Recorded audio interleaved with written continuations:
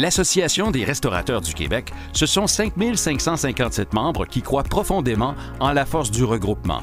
Ce sont des milliers de gestionnaires de la restauration qui comptent sur l'ARQ pour les représenter, tant au niveau politique qu'économique, mais aussi pour faciliter la gestion quotidienne de leur établissement. Et c'est ce que l'association fait depuis bientôt 80 ans. Pour y arriver, l'ARQ a travaillé fort à réaliser les projets planifiés dans son plan stratégique 2014-2017. En effet, tous les objectifs ont été atteints, dont l'adhésion de son 5 millième membre en mars 2016, la bonification du programme d'achat Privilège Plus, ainsi que la consolidation des salons ARQ Contact. Allons-y maintenant avec quelques chiffres. L'année financière 2016-2017 s'est terminée avec l'adhésion nette de 293 membres, pour un total de 5 557. L'atteinte du 6 millième membre est donc assurément un objectif réalisable à court ou moyen terme. De son côté, la mutuelle de prévention de l'ARQ a aidé au-delà d'1 millier de membres à être plus performants en matière de santé et sécurité du travail, tout en leur faisant faire des économies moyennes substantielles. L'année 2017 a marqué le 10e anniversaire du programme d'achat Privilège Plus. Comme un anniversaire n'en serait pas un sans cadeau, le PAPP a permis à 3 restaurateurs d'aller relaxer sur les plages du Mexique dans le cadre du concours 10e anniversaire du programme d'achat Privilège Plus.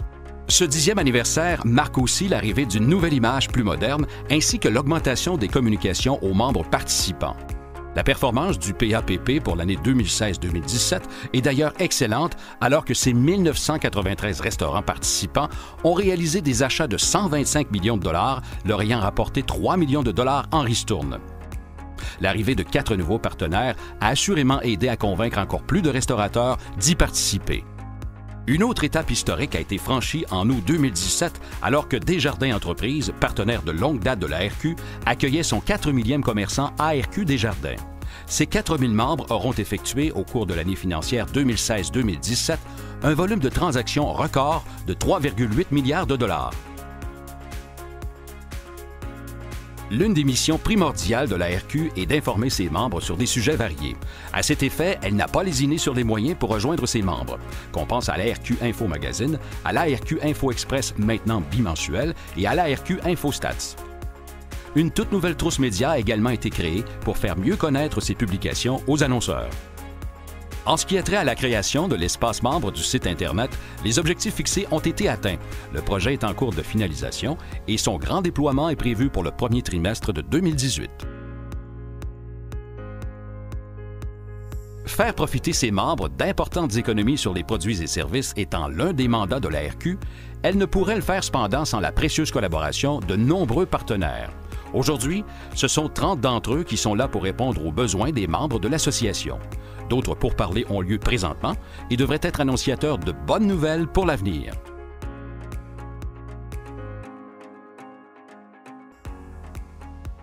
Plusieurs dossiers d'intérêt ont retenu l'attention en 2017. Pour la restauration, ce sera une année qui passera assurément à l'histoire avec l'annonce d'une modification majeure à la loi sur les permis d'alcool. Le gouvernement Couillard entend finalement raison et donne un peu de souplesse aux titulaires de permis d'alcool. Fini les multiples permis, il n'y en aura plus qu'un seul et il va coûter moins cher. Le permis unique apporte quelque chose de très concret aux restaurateurs. De un, il y a un seul permis pour un établissement par catégorie. Deuxièmement, on affiche le permis à un endroit. Troisièmement, ceux qui ont plusieurs salles de restaurant verront une bonne différence sur la facture de la RACJ. C'est un dossier qui était prioritaire pour l'ARQ, donc je l'ai repris et mené à terme finalement. Alors on est très heureux de ça. Depuis le 1er octobre 2017, c'est en vigueur et c'est un gain de l'ARQ. C'est un grand jour pour nous, là. Ça fait au-delà de 15 ans qu'on attend une modernisation de la loi. D'avoir un permis par pièce, c'est une aberration qu'il fallait absolument corriger. Ce n'est que l'apéritif parce que les recommandations qu'a amenées André nous lancent dans un chantier. Il va y avoir d'autres nouvelles qui vont venir au cours des prochains mois. L'ARQ a également profité de la révision de la loi sur les normes du travail pour demander des modifications à celle-ci. Permettre aux restaurateurs d'instaurer eux-mêmes une convention de partage des pourboires dans leur établissement, ce qui est interdit actuellement, et accorder l'étalement des heures de travail afin d'offrir aux employés un salaire plus stable, même en période creuse. L'ARQ a aussi pu constater en janvier 2017 que ses représentations sont écoutées alors que le gouvernement provincial a abandonné l'idée d'augmenter le salaire minimum à 15 $. Des hausses progressives et prévisibles ont plutôt été planifiées jusqu'en 2020, portant alors le taux régulier à 12,45 $ et le taux au pourboire à 9,95 $. L'écart entre les deux taux atteindra alors 20 %, une revendication de longue date de l'Association. C'est une demande qui nous est faite par l'Association des restaurateurs du Québec de revenir à cet écart. Ce qu'ils nous demandent, c'est sur 4 ans. Est-ce que c'est possible de revenir à cet écart de 20 % et ce à quoi nous avons dit oui, tout simplement. Une histoire de pourboire a également attiré l'attention quand un jugement de la Cour du Québec a déterminé que les commis débarrasseurs ne pouvaient être payés au salaire minimum à pourboire s'ils ne recevaient pas leur pourboire directement de la clientèle. L'ARQ a décidé de se joindre à l'appel de cette décision, les arguments du juge allant à l'encontre d'un avis juridique reçu en 2009 de la Commission des normes du travail, spécifiant que les commis débarrasseurs pouvaient, à certaines conditions, être rémunérés au taux à pourboire. Les réservations non honorées, communément appelées no-show, ont encore causé bien des maux de tête aux restaurateurs. L'ARQ a donc cherché à les aider en mettant à leur disposition un modèle de contrat de réservation et en faisant une demande pour que la loi sur la protection du consommateur soit modifiée afin de permettre aux restaurateurs d'imposer une pénalité dans le cas d'une réservation non honorée. Une première rencontre avec les représentants de l'Office de protection du consommateur a eu lieu en octobre 2017.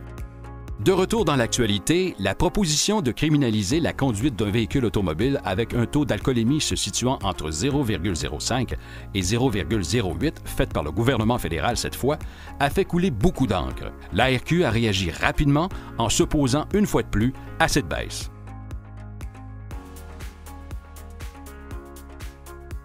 On a une pénurie à travers tout le Québec de cuisiniers dans tous les établissements. Il n'y a pas un établissement qui va vous dire « Moi, j'ai aucun problème de cuisinier », je vous dirais, là, il y a à peu près personne qui n'a pas de problème au niveau de la cuisine.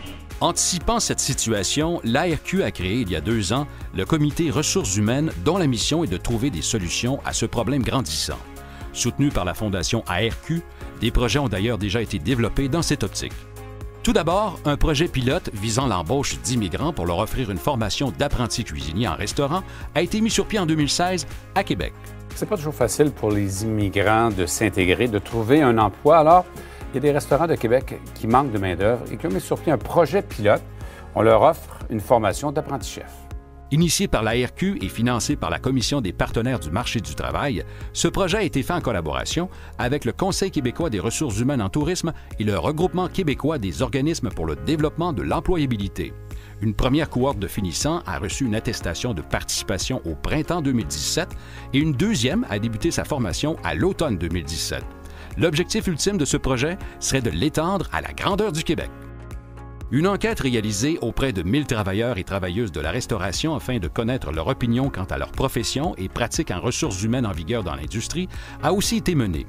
Les résultats apportent un éclairage intéressant et ont fait l'objet de fiches informatives. De son côté, la Fondation ARQ a remis plus de 30 000 $ en bourse à des étudiantes et étudiants en restauration provenant de partout au Québec afin de les encourager à poursuivre dans le métier ou à persévérer dans leurs études. Finalement, l'ARQ travaille également à la création d'une nouvelle formation en ligne en santé et sécurité du travail qui sera disponible au début de 2018.